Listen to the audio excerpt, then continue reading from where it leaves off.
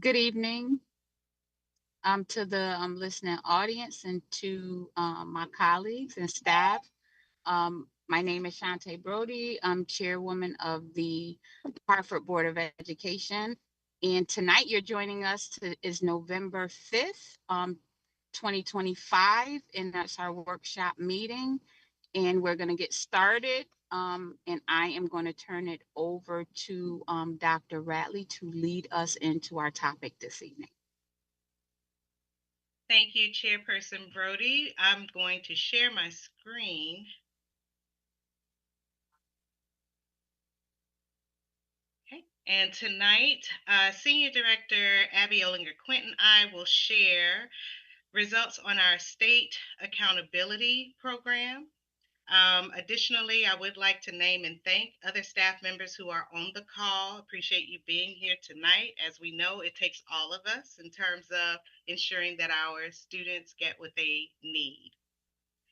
Just a reminder of our mission and vision to provide all our students with the learning and supports they need to succeed in school and in life, and our vision that all students will graduate prepared to transform the world. Our objectives for this evening is to provide an overview of the Connecticut Accountability System, which is referenced as the NGAR, and we'll talk about what that acronym means in just a minute. Then we'll review our district's 24-25 performance, and then simply outline the path forward, realizing and recognizing we are now in November, so a lot of this work has already started and has been underway as a continuation from last year. So to begin with the overview of NGAR, at the top of the screen, you can see where NGAR stands for Next Generation Accountability Reports. And we have the purpose for those accountability measures is to measure progress and track how our schools and districts are doing across time, to allocate supports to help us identify which of those schools may need additional supports based on the outcomes of students, to ensure that we're focusing in on and closing achievement gaps along the way, and put simply, to help satisfy our federal and state requirements. Features of this system include student academic growth over proficiency is actually emphasized here. There are other areas such as attendance, graduation, arts access, and college readiness that's encompassed in this system. And the way scores and points are denoted, there's extra weight given to high needs student performance. And those areas would be students who are considered economically disadvantaged, our multilingual learners, and our students with disabilities. And the aim is to provide a more comprehensive view of student achievement across many measures, realizing that this is one indicator of how a school or a student may be progressing through the time with us. At this point in time, I'm going to turn it over to Ms. Ollinger-Quint, who will give some descriptors of the 12 indicators that comprise what a school's overall performance would denote. Ms. Ollinger-Quint. Thank you, Dr. Ratley. I'm just checking everybody can hear. Yes. Okay, good. And good evening, everybody. So I am going to introduce you to the measures that are included in our accountability system. The measures on the next few slides are those the state uses to evaluate the performance of our district and schools annually. As Dr. Ratley mentioned, there is a focus on high needs students, and those students are indicated as being eligible for a free reduced price meals, or being multilingual learners, or being students with disabilities. And on your screen, if you notice on a few of the indicators, there is an H superscript there next to indicator 1, 2, 3, and 4. And that indicates that there are special focus in those indicators for high need students. This focus allows us also to monitor gaps in outcomes between our high need students and our non-high need students so that we can address any performance gaps that they may have. So getting started, here are the first 6 indicators in the accountability system. The first indicator is academic achievement. This is measured by a score called a performance index score, which is essentially a very precise way to calculate the average student performance across all tests in a subject area. It's very similar to a very precise grade point average, if you're familiar with that calculation, a GPA. This measure takes into account the ELA, mathematics, and science performance scores. They are based on the actual scale score that a student would earn when they take their test at the end of the year. And the tests that are included in this measure are those that are the Smarter Balanced Assessment, that are grades 3 through 8th students take, the NGSS assessment, which is the science summative assessment that our students in grades 5, 8, and 11 participate in, our SAT that our juniors take every year, and then finally there is a subset of children who take alternate assessments, and they also are included in the determination on this measure.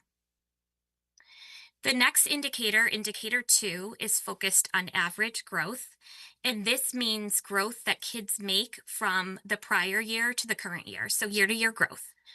This represents the average amount of growth that students made toward their annual individual growth target. So that's the percent of the target they achieve. So if somebody needed to grow 10 points and they grew 8 points, their average percent of growth achieved would be 80%. This measure applies to students in grades 4 through 8 who take the ELA and mathematics Smarter Balanced assessments, and it also applies to our multilingual learners who are in grades 1 through 12 who take our annual Last Links assessment, which is an assessment of their attainment of English language proficiency. Indicator 3, the state assessment participation rates. Schools are required to test 95% of their students in each grade level and subject area for all state assessments. That includes Smarter Balanced, SAT, NGSS, and the alternate assessments. This indicator does not contribute to the accountability score that a school will earn, the overall score that a school will earn. It simply serves as a check to ensure that all students have been factored into the school's outcomes.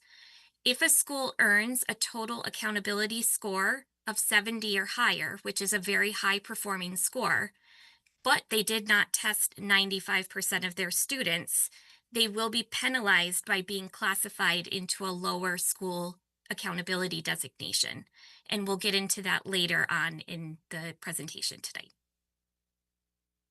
Indicator 4, which is chronic absenteeism, is a critical metric because it measures the percent of students who miss so much school that their academic success is at risk, even if their absences are excused.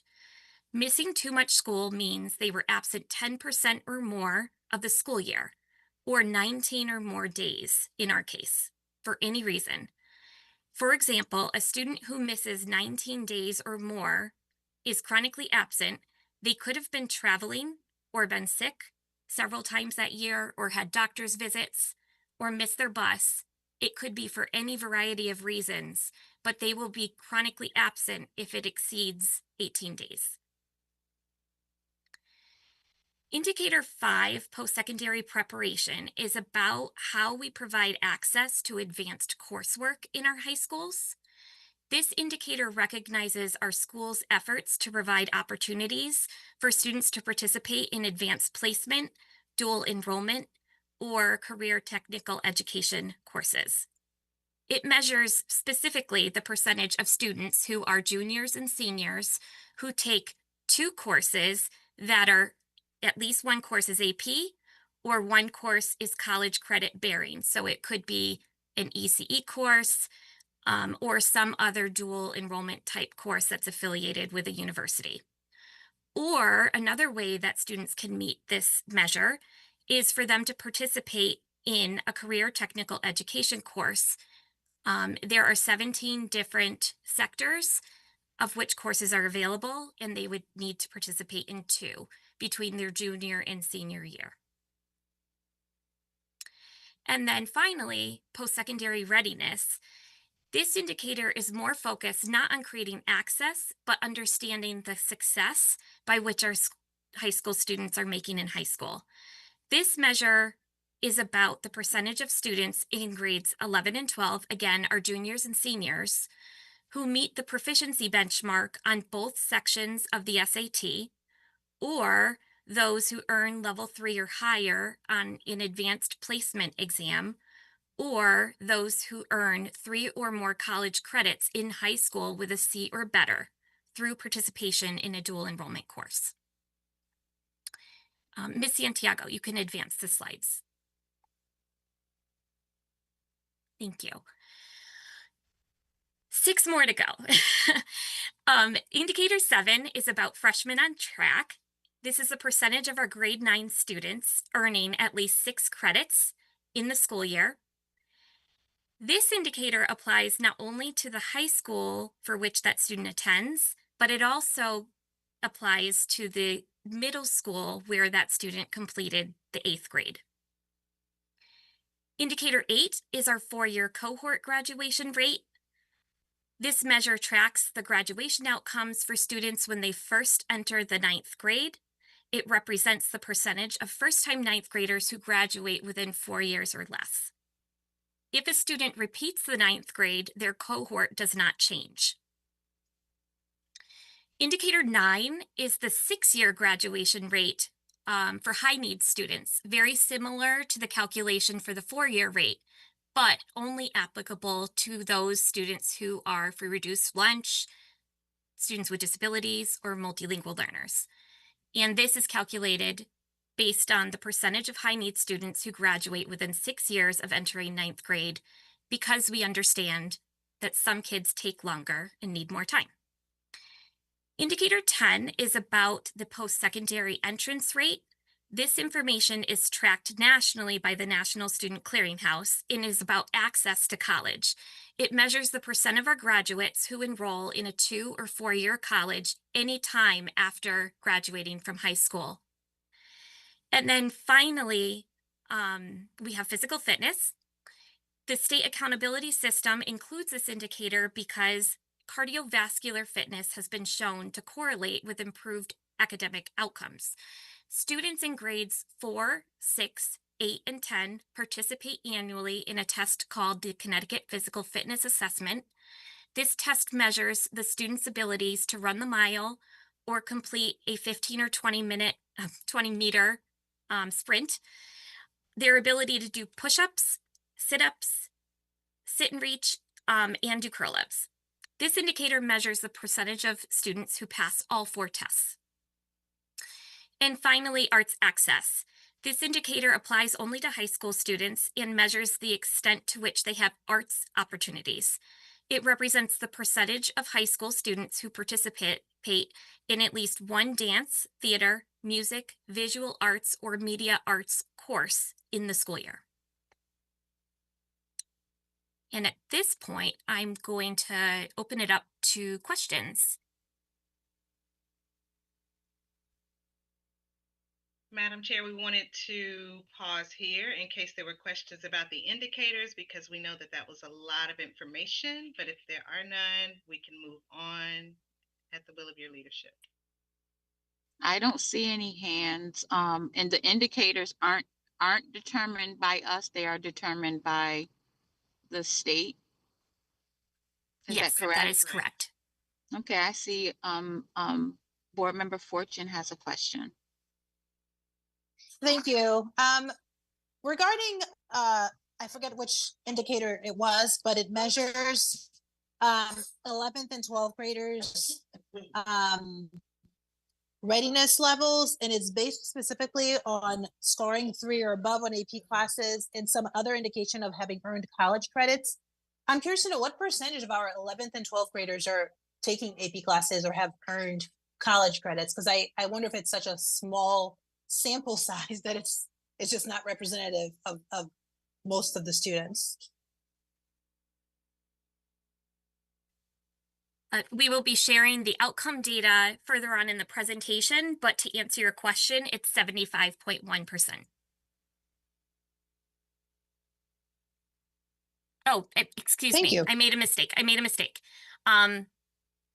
The question you had was post-secondary readiness, the passing SAT or AP exams and earning college credit, correct?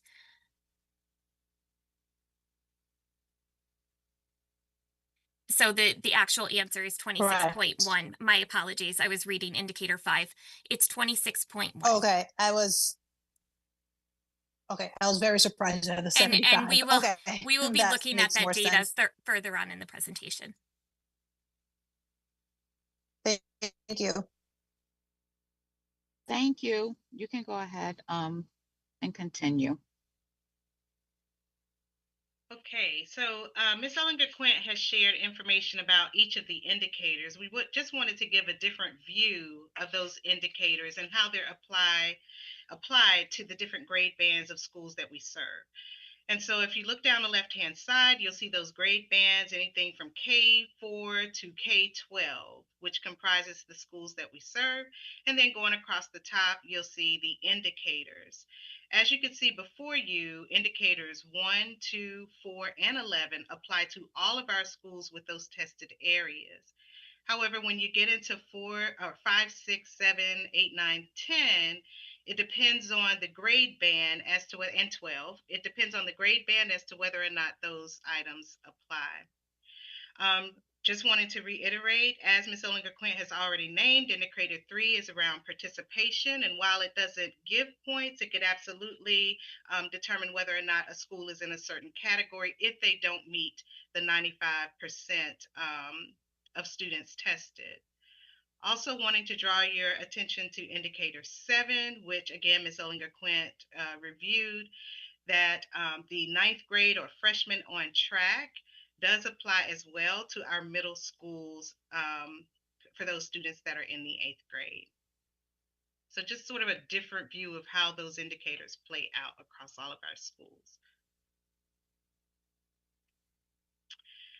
This slide now gives a view of not only the indicators per each grade band, but then what's the weight of each of those indicators. So if you just follow me across the top, we'll use the K4 schools as an example, where academic achievement, which was described as like that score, if you know how to calculate a GPA, some of us call it proficiency. It's where the student scored and where those averages lie. For a K4 school, that makes up 24% of their overall performance. But then you can see as we get to the red band, which makes up 59%, that's how much the growth is attributed to their overall score. And then chronic absenteeism applying 12%, and finally physical fitness 6%. And it looks very different for the various grade levels and grade bands that are served. I'll pause there in case there are any questions.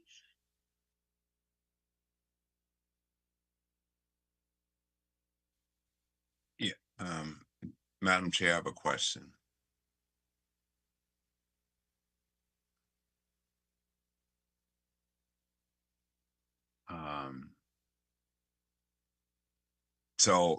Well, let me lift this one question. Board Member Brody, Chair, may be held up momentarily.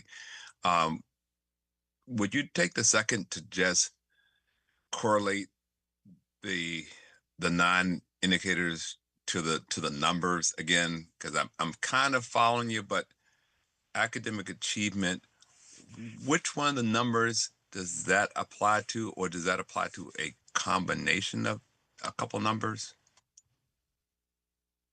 Yes, sir. That one applies to indicator 1. Okay, so that's just 1. Okay, and then because I'm trying to figure out why we had 12. Okay, and then APTA, what number is that? That's number 2. We also call it growth. Okay, good. I got, okay.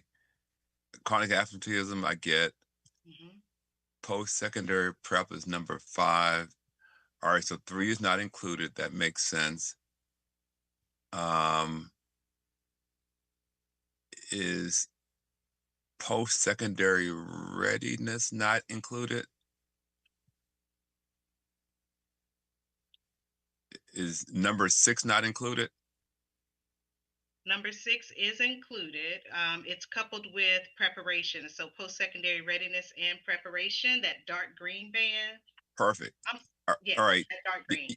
Okay, now you're starting to answer the question, because that's what I was trying to get at. Is I Okay. said they have to be 12, because there has to be 11 here. So I see 9, and you're saying 2 are captured right there, so that'll be 10. Um, Freshman on track, 4 year, 6 year. So okay, so then graduation rate captures 2 as well. Yeah. And remember, there's the indicator 3, which is the No, participation rate. But outside of that, you're counting the others, right? no, I got it. Yeah, Got because it. Okay. what's clear. So what I would say, what's clear here is post-secondary prep captures 2, and then graduation rate captures 2. Yes. Okay, fine. Okay. All All right. right, yeah, yeah. It made sense, because I struggled making sure I was reading this correctly when I looked at it. All right, you can continue on from my perspective. I'm happy. Okay. And just to sum up, these are the weights, the standard weights for those configurations based on the schools we serve. You could see that not all of the indicators count for all schools, and not all of them are weighed equally. It depends on the grade band that's being served or assessed. I'll now turn it over to Ms. Olinger Quint, who's going to take a deeper dive into the growth piece by giving an example of how that's calculated.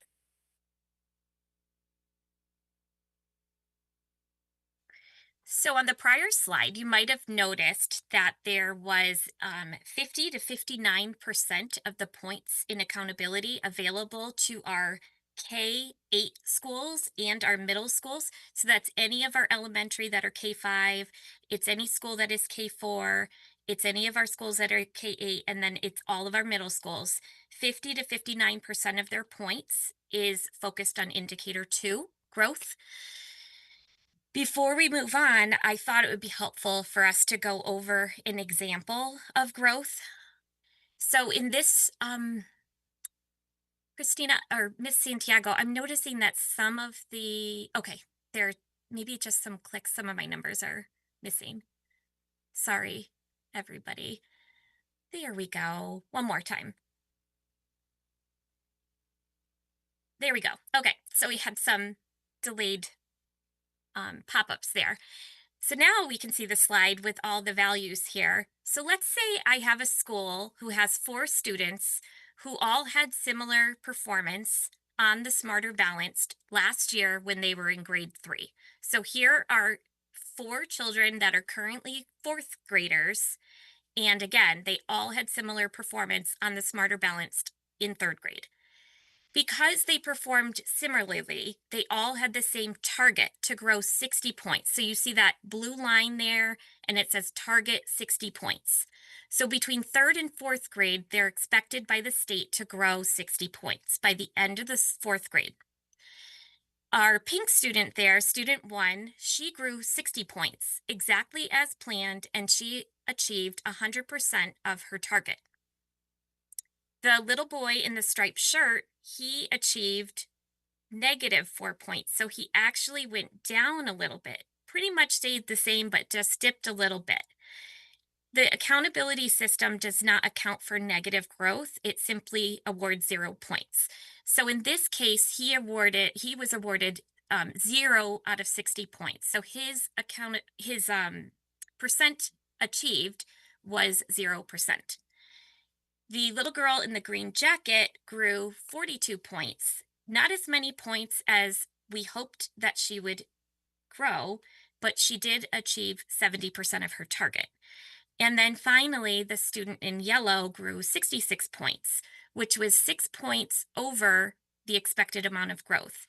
His growth exceeded his target, and he earned a percent of target achieved of 110%. Now, in order to determine the school's average percent of target achieved, we would simply average the percent of each one of these students, the 100 plus the 0 plus the 70 plus the 110, and that gives us the school average percent of target achieved of 67.5%. Now, in this model, we notice that two students met their target and two did not. So the little girl in pink and the boy in yellow met their target. If I had simply just looked at the students who fully met their target of 60, I would have missed the opportunity to recognize students who made incremental growth toward their target. If I averaged each student percentage, it gave me the school's overall average percent of target achieved, which in this case was 67.5. If hypothetically all of these students fully met their target, the girl in pink, 100%, the boy with the striped shirt, 100%, the girl in green, 100%, the boy in yellow, 100%. The school overall score would be 100% as well.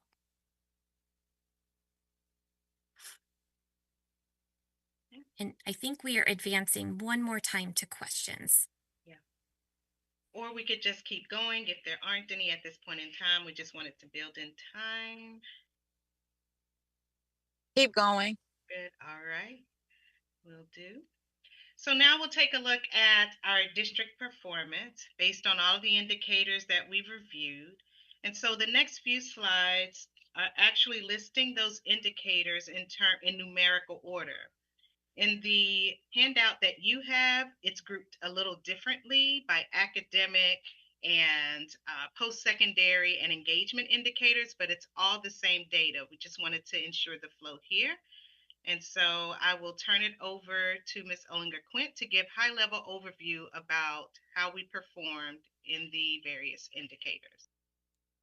Thank you, Dr. Riley.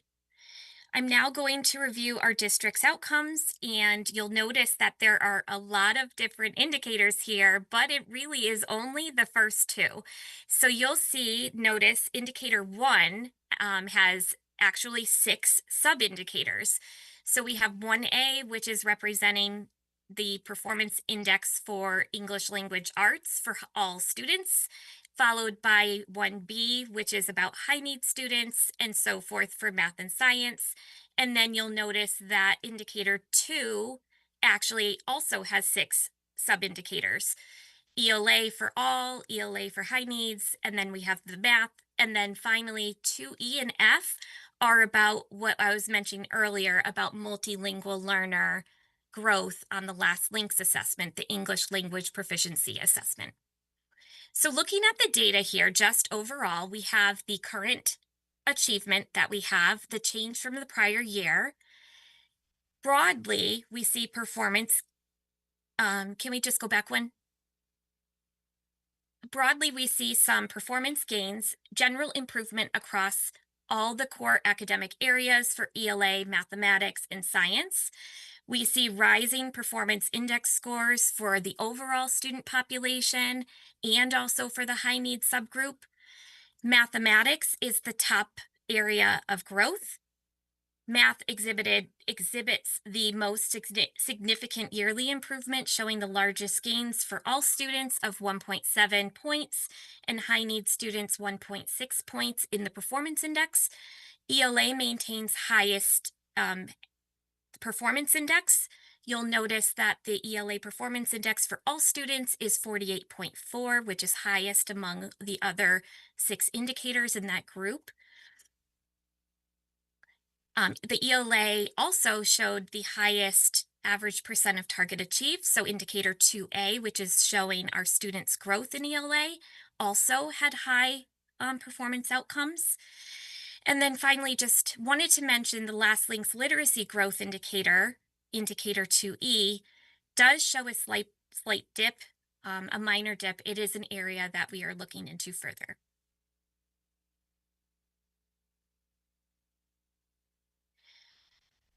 Looking at the next set of indicators, which are primarily based on measures of high school success, but also some around engagement and enrichment among our students. Key takeaways include significant success in those indicators related to the post-secondary readiness outcomes. So indicators 5 through 9. When we look at 5 and 6, we see nice improvement in indicator 5 of 2.4 points to 75.1. So that means that the percent of students who have access to advanced coursework, remember those that are participating in advanced placement courses, or those participating in dual enrollment courses, or those that are taking advantage of the CTE courses, that those have increased to 0.4 points. And then we had a nice gain in the students that are showing post-secondary readiness of 4 points. These are kids that are passing the SAT or passing the AP exams or earning that college credit that was asked about earlier. The chronic absenteeism rate is at 36.2% and showed a slight uptick. We are digging deeper into this data to find additional solutions to support our students. The post-secondary entrance rate for the graduating class remained unchanged, with half of our graduates not immediately enrolling in college following graduation. And then finally, more moderate declines were shown among the students passing our fitness tests and high school students participating in at least one arts course annually.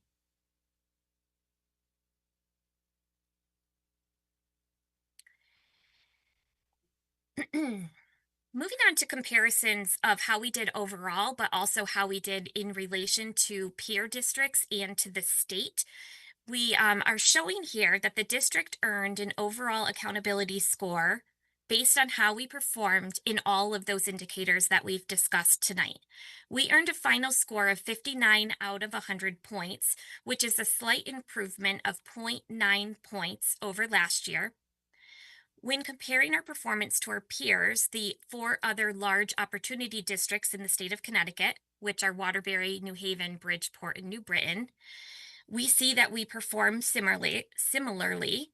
We also led with the second highest improvement among our peers, and we performed 12.8 points lower than the state average. So that is something that we can reach and strive for, and we understand our difference in performance.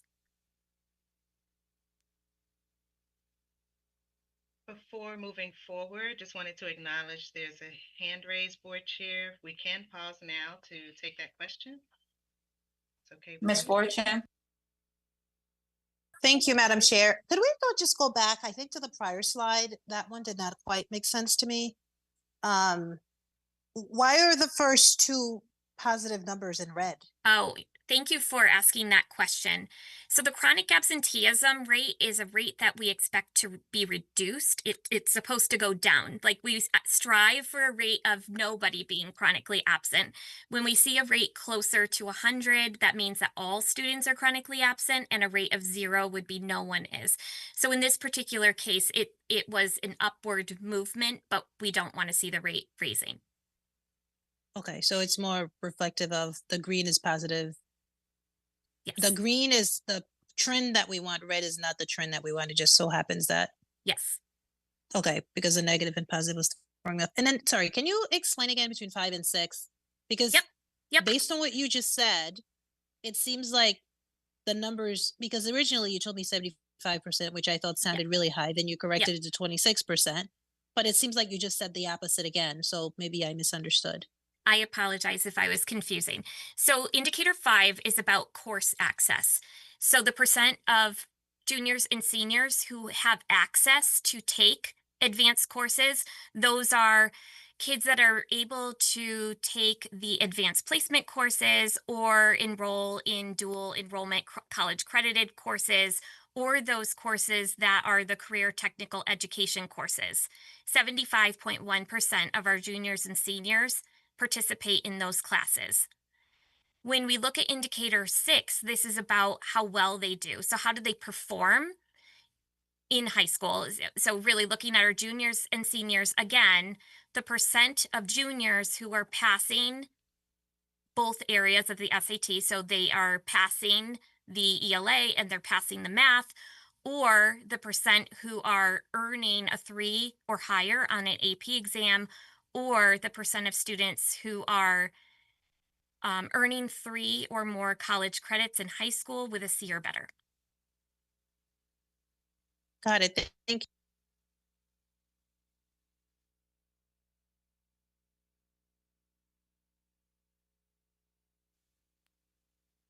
Okay. This is where I have the pleasure of also announcing some of the celebrations and distinctions that our schools have earned in this year of results. So I'm happy to share, and you probably already know because the Principal Wilson was very proud of this achievement. But there was one school, Annie Fisher STEM Magnet School, who achieved the School of Distinction. She earned this by her ensuring that her high needs students had the highest amount of growth in mathematics. So she's among the highest in the state in that area. We have 3 schools who are performing above the state average, which means they are exceeding the state rate of 71.8. Those schools are Renzulli Academy at 82.8, University High School of Science and Engineering at 72.9, and then finally Annie Fisher Montessori Magnet School at 71.9. We also, I'm proud to say, we have 21 schools who improved this year over prior year outcomes, and all of the schools that are leading that improvement are neighborhood schools. Burr Middle School improved from 23-24 with almost an 11-point improvement in their accountability score overall. Sand School had an 8.4-point improvement, and then McDonough School had a 5.7-point improvement. And then also, I know the pandemic was a long time ago, but we are really also paying attention to how we have recovered our learning since then. We do have 11 schools who have exceeded their outcomes from 2018-19. Renzulli Academy leads that with 7.9 points higher than they were pre-pandemic. Sanchez School, 6.5 points higher than they were pre-pandemic, and they're the only neighborhood school who is in this category. And also Montessori Magnet School at Batchelder with 4.7 points higher than they were before the pandemic. I think there's another hand. Yeah, I just want to add really quickly before we continue with questions, is that after we looked at, as you can see, there are 12 indicators, so a number of different ways to splice the data. And as we looked at each school, there's truly a celebratory point for every school that's on or that's in our district. It's hard to put it all on one slide, but we'll definitely take care to congratulate those schools on the work that they've done. And we will always have more work to do, and we will focus on that. But it's also important that we acknowledge where there were positive gains with all of our schools. I'll pause there to see if there are questions. Looks like we have a hand raised for Chair Brody. Mr. Walker. Thank you. I will save my question to the end. We're close to the end, so I'm just kind of leaving the hand up, but I would invite us to go ahead and get to the end of the presentation. It seems like you're pretty close. Well, if we have the slides that actually say questions, so that's a perfect time to get your question in. Okay, so I think hang on. I guess the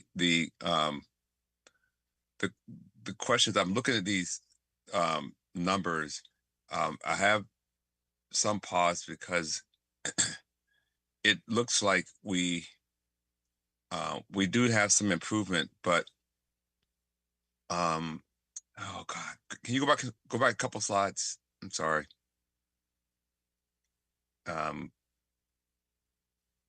One more here. I couldn't quite tell what the state average is. You're saying the state average is like 71. So 71 in these areas, performance and then growth. Is that kind of the average? Is that what we're saying? So, Board Member Walker, thank you so much for your question. So, one thing that I didn't discuss tonight was that um, on each one of these indicators, there are a number of points that are available to earn based on how we score. So, for example, on indicator 1A, the performance index, there are 100 points available on this indicator. The state goal is to earn 75 out of 100. Thank you. So basically, in the simplest way to say it, they prorate the amount of points that we earn based on our progress in meeting the 75. So 48.4 out of 75 points, and we earn a proportion of points based on that model. Those points that we earn on each one of these indicators all get summed up into an overall index. So basically, points earned, points possible, that gives us an overall score. And so when we looked at the slide that 2 slides later, where I was showing our peer district comparison, that green box that indicates the 59.0 for Hartford, that is our overall accountability score. That is the rate that we have earned based on the points earned versus the points possible. And the state, that's the same calculation. That's what the state earned, points possible. Okay. So I'm trying to, all right, if you can go back, I'm trying to, what I interpret, if you go back a slide, I'm glad we made some progress. What in the previous slide, it feels like our performance index to me does not look that great. We're in the 40s. And that's, it's out of 100, right? 75 though is the goal. 75 is, yeah, where the It's the state goal. wants us to be. We And are out of 100, yes. okay, and then I guess we're growing slightly better, but in the 50s. My concern is this: if our growth doesn't look stellar and we're significantly behind, I don't see how we ever catch up. I would, where we are is where we are. The performance index is kind of indication of where we are. So, but our growth seems sluggish. And so, like, if our growth was like in the 60s or 70s, then I'd feel like, okay, there's possibility that we'll catch up. We'll make up some ground. So, is that how you're interpreting this?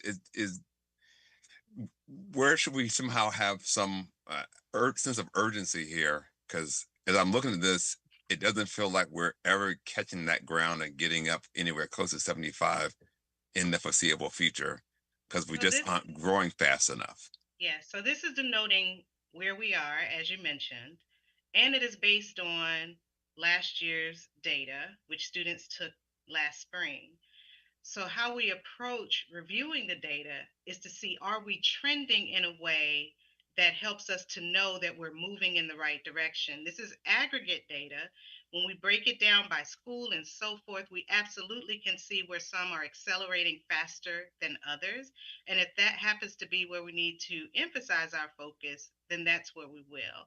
So, the piece around urgency is never something that is out of the picture, but this helps us to strategize in terms of where will we place our resources, where do we need to build capacity and ensure that our students are getting what they need. I would just share that as an example for ELA Performance Index, typically when a new curriculum is implemented, there's what's called the implementation dip.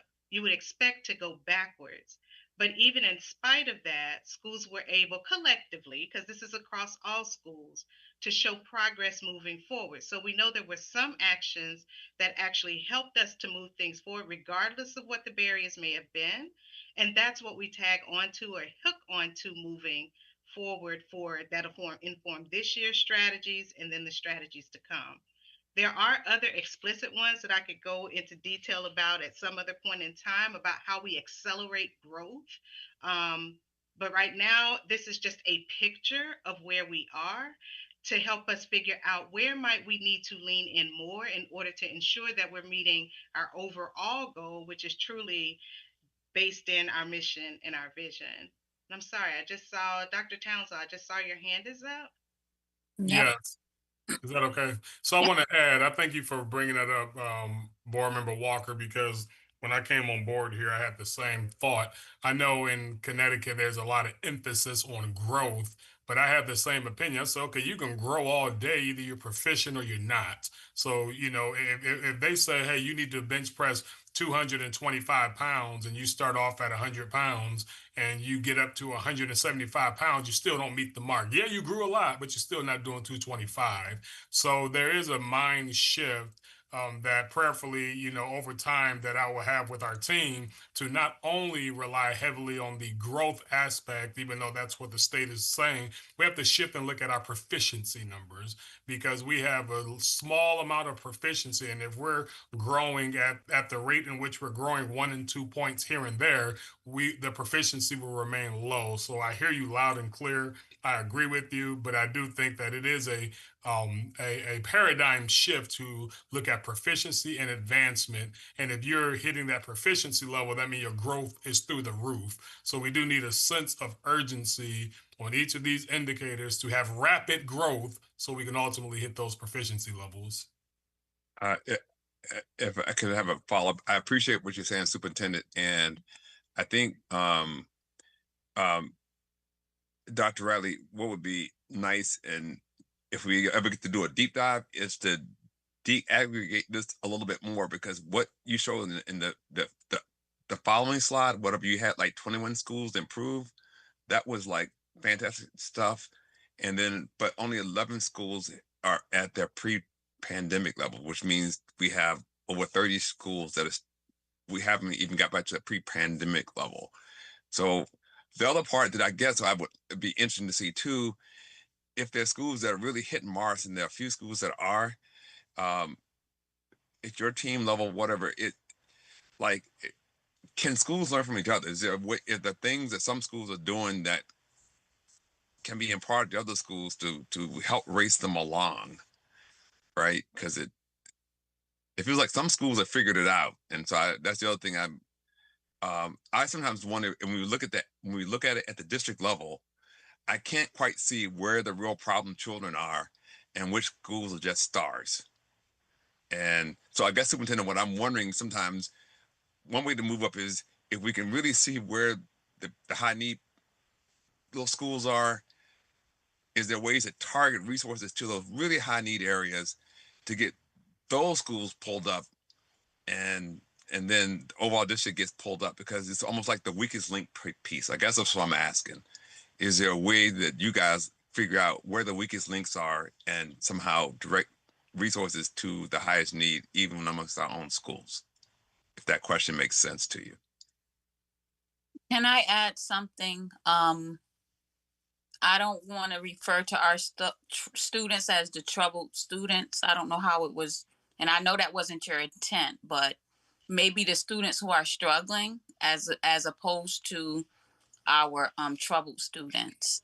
Oh, I apologize. No, Chair, I'm so glad you said that. I that was a misspeak on my part, because I wouldn't even referring to children at all. Actually, I was really referring to schools. And you're right. I did kind of refer to the schools as "quote unquote" children, and so I apologize. I really was saying there are schools that are lagging behind, for whom it seems like they could, if there's a way we could target resources to schools that have greater opportunity or are lagging in this way. Yeah, absolutely. Oh, I'm sorry. So I appreciate the Chair. I appreciate you telling me that, because that didn't even occur to me to change my language. Yeah, and I don't think that we're not targeting. Like, I don't want the listening audience to think that's not what we're doing. What might work with certain students? We're assuming that the school principals are knowing what's best in their building. We know there's some district level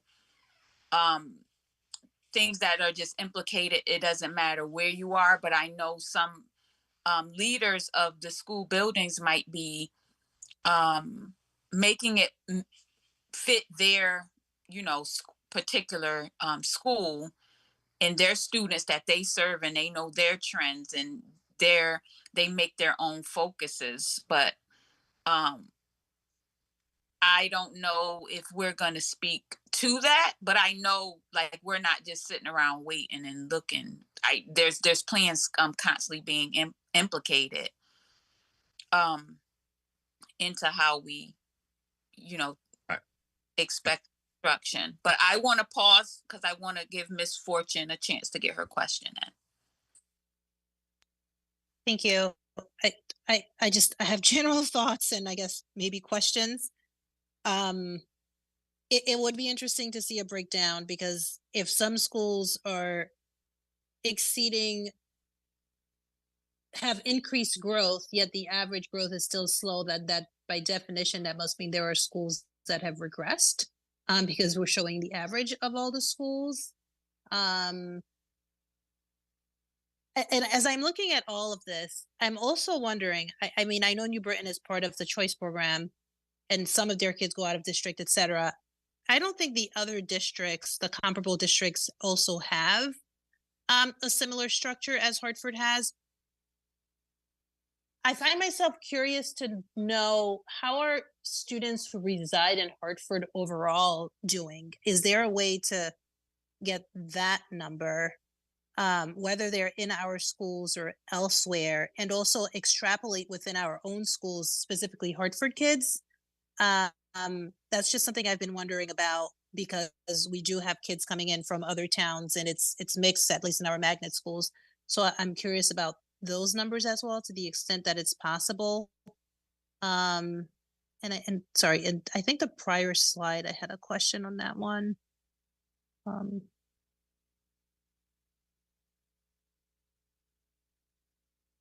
Right. So this is showing. Yeah. So I don't think Waterbury, New Haven, and Bridgeport have a regional choice program. Is that correct? There's definitely different context for sure, where with the choice program and all of that, we know that that's statewide. But what you are referencing in terms of Hartford, and specifically how it plays out here in our local area based on chef, yeah, the context is absolutely different. In terms of your question about how our Hartford students are performing, we can definitely look into seeing if we can disaggregate the data in that way and get that information back to you. Okay, so I'll explain why I was curious, because we're second to last. Well, I guess we're tied with Bridgeport, so we're middle of the pack. But our number also reflects a large, at least all of the suburban kids that we have. So I'm curious to know, if we were really only looking at Hartford kids, are we doing even worse than we think? At least the kids in Hartford, are they performing more poorly than we even see in this data? Because is the average being brought up by the suburban kids coming up? In which, does that make sense? It does. It does what you're asking, yes. And again, I will just go back to, there are 12 indicators. That's a lot.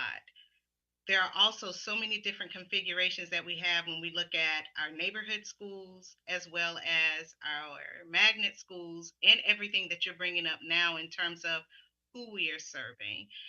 So the purpose tonight was to share where we sit now, as in reflection of what happened during last year's testing season, and how it may inform what was brought up just a moment ago about resourcing.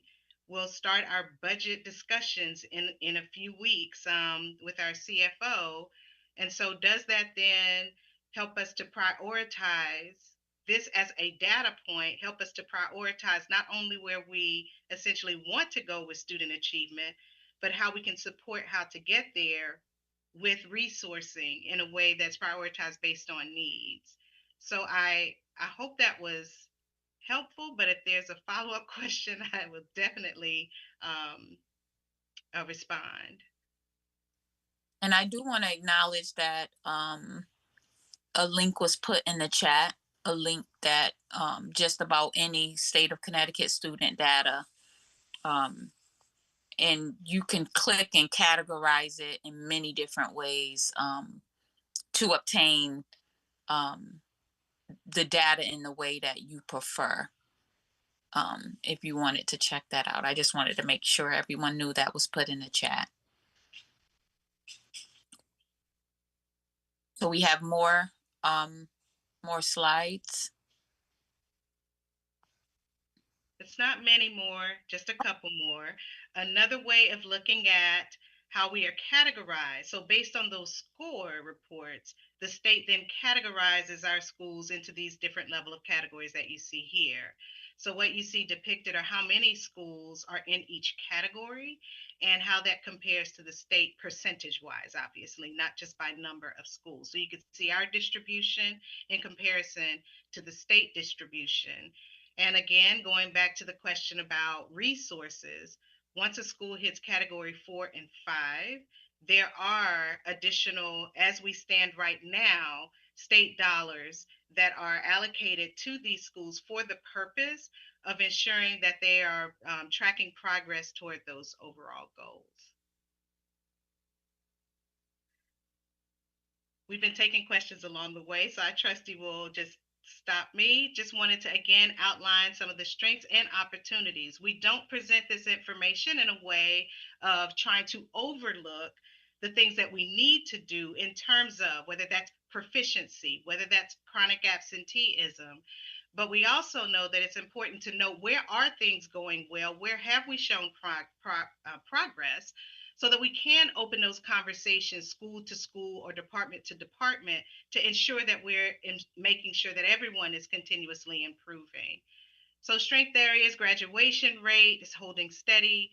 Post-secondary readiness, you saw the 4-point jump. That's not without intent. Those high schools really focused in on SAT preparation. And then academic growth and performance indices are improving, although they may not be as fast as we want to see overall. We can't deny that they are improving. So there's positive things happening in our schools. Opportunities, for sure, chronic absenteeism, as explained earlier.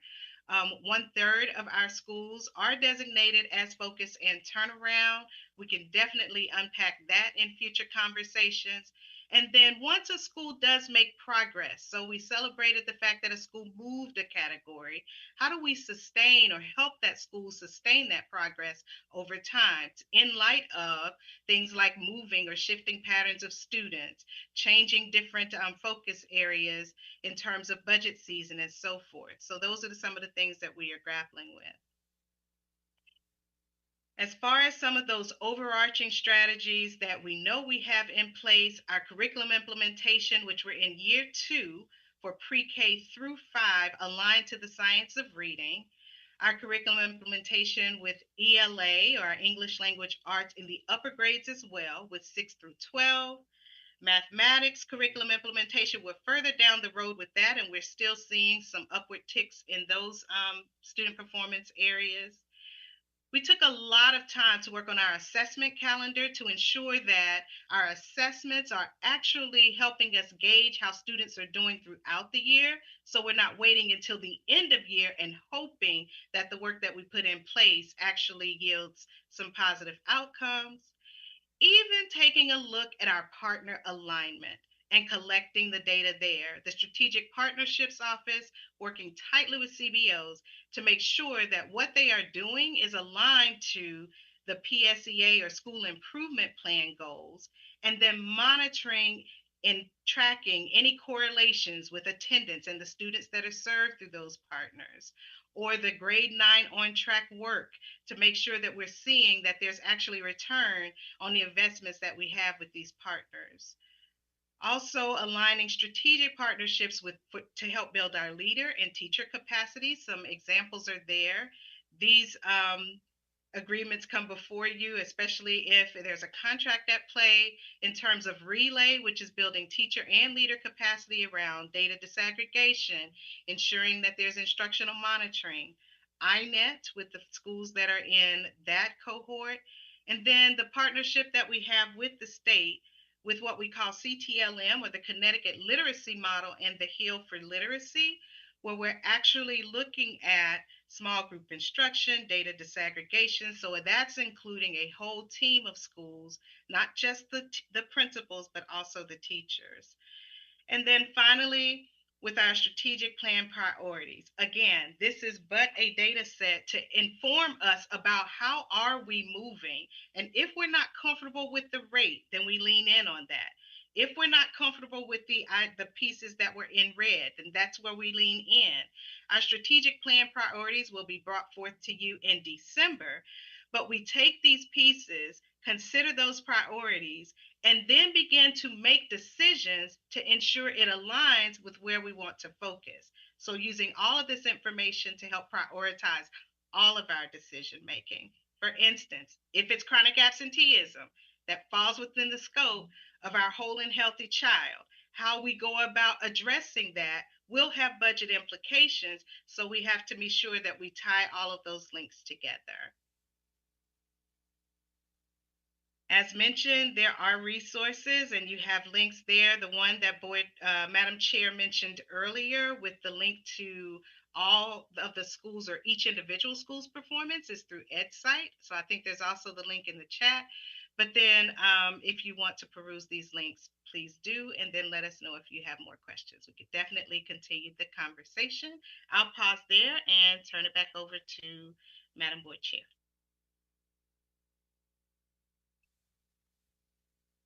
I know everyone didn't get a chance to speak tonight, offering up the opportunity. But their questions may very well have been answered through the presentation.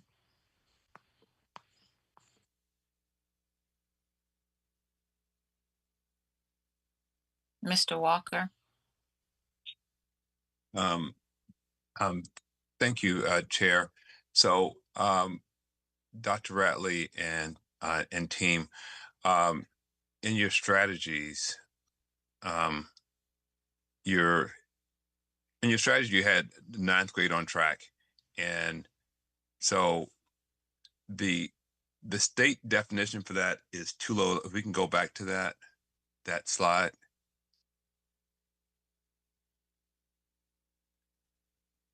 Nope. Yeah. Your strategy slide, at the very, very bottom. Yeah. See, I thought you had ninth grade. Oh, I thought you had ninth grade on track as one of the strategies. It is on there, partner alignment and data collection. So what I'm going to suggest is, one of the things you had this disconnect where you had availability at 75% for, advanced classes. Only 26% of students are effectively navigating that. And so right now we have ninth grade on track where students can have a D average and still be on track. I am just asking your team, can we create our own internal early warning? I think on track to me is a C or above. And even though I know we have to report to the state, like, that you're on track if you got a D, I would totally like to have a system where if we see a young person with a D average in 8th grade and 9th grade, that we should get to moving to get extra resources to that student and those folks at that point. Because my sense is, if we grab young people at 8th or 9th grade and really pour into them at that point, we may increase our chances that by the time they get to junior year, senior year, where they can take that AP or early college class, we may move that needle more because we actually invested in them earlier. Because right now, they don't get invested in because they're seen as being on track. And a D average in 9th grade is just not setting you up for being able to do AP at 11th grade or early college experience classes. So I just wonder if you thought if we just kind of elevated the bar internally ourselves so we know which kids needed support sooner? I don't know who's gonna jump in with that, but as a parent of a student, in particular a high school student, it's not like you I don't even know how to um state this, but a student isn't waiting around um to get help. They are being helped. They are is not like you're just making a D and everybody's like, you're on track with that D. It is stuff going on around that constantly. Students are made aware that they have opportunities to improve on their grade. I think we can't make the assumption, and I'm just going to say that can't be an expectation that, oh, you got a D, you're on track. But a D is a passing grade. It's a passing grade on every level.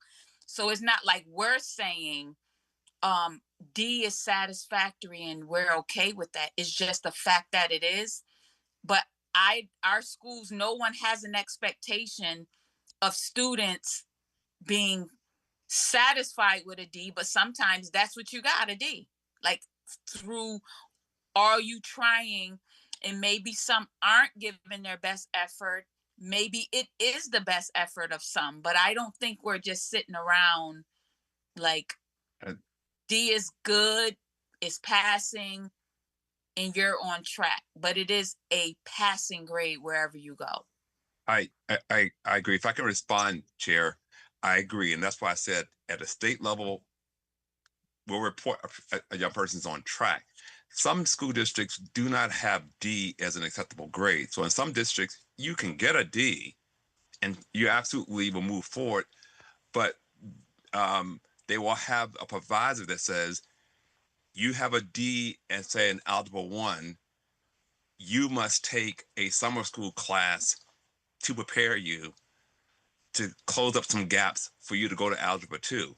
Now, like you're saying, you report it, but some districts then insist based on the D that young person get extra support.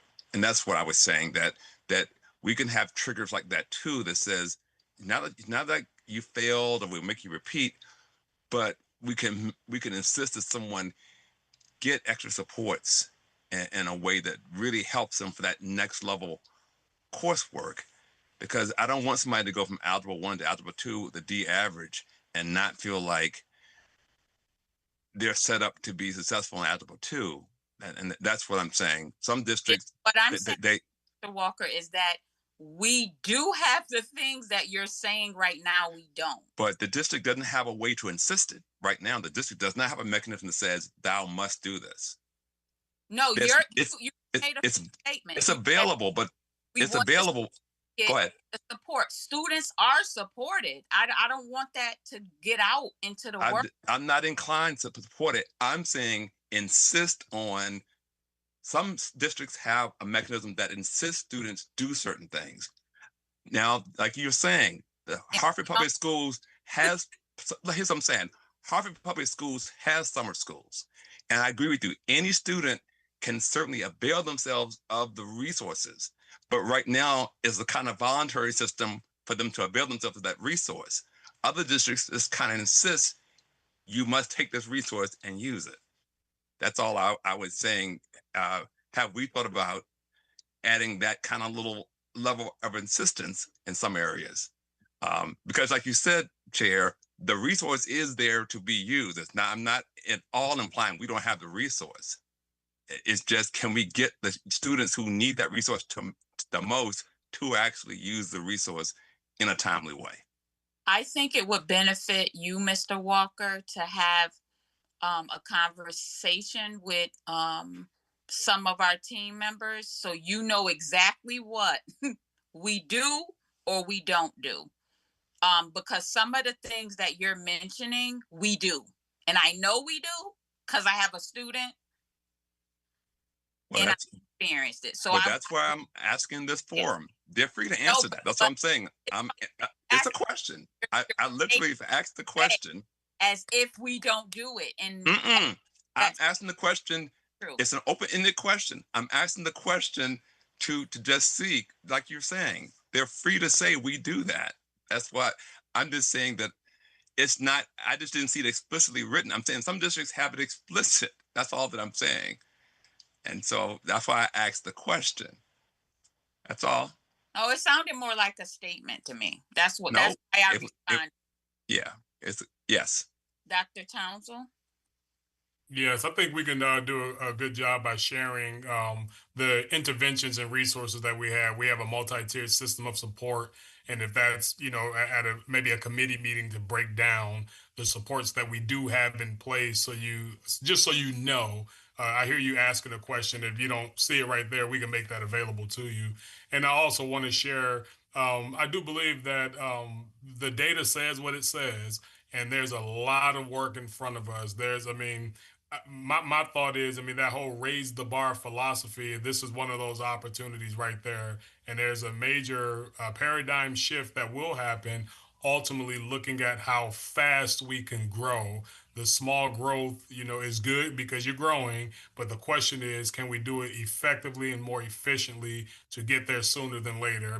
We still are not at our pre-pandemic rates, while other school districts in some cases are getting there. So the question is, where are our barriers and how do we address it? Looking at our comprehensive TSI schools and targeting those supports, but also raising the floor and ceiling at the same time. I know it all sounds philosophical, but it's absolutely doable. And I'm very encouraged with the work that I see happening in our Office of Teaching Learning with Dr. Saki. I personally went to those professional development with CTLM, looking at the instructional rounds. I personally yesterday went to professional development with all teachers, seeing the training that they're receiving. So it's coming and things are happening. It will take a bit of time because there is an ultimate shift that will happen with regards to our data, and not just being satisfied with growth. We need increased proficiency, and that's by having rapid growth. So I'll park my bus on that.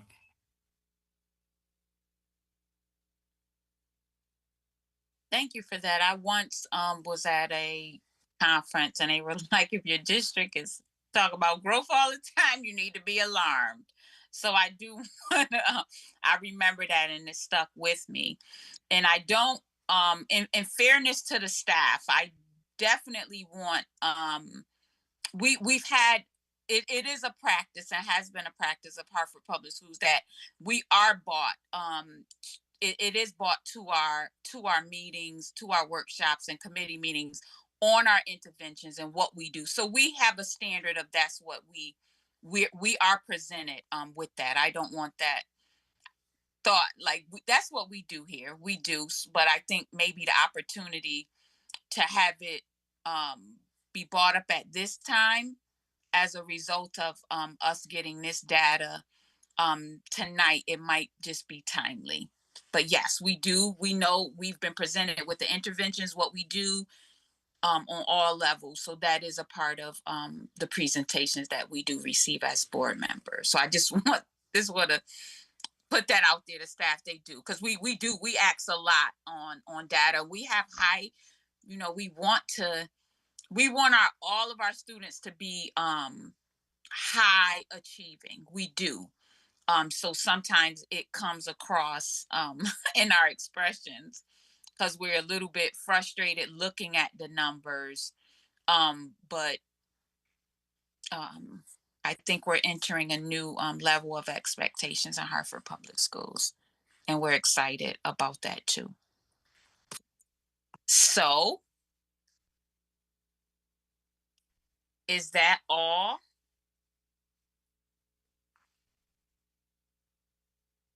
Everybody's smiling, so I think we're done. I think we're done. So that's the presentation for this evening. I don't see any hands raised. I thank my colleagues for their time. I thank our staff for joining in with us to present on this important topic on this evening. So if there is nothing else to be said, we can adjourn our workshop for tonight. Good night. Good night, everyone. Thank you. Good night.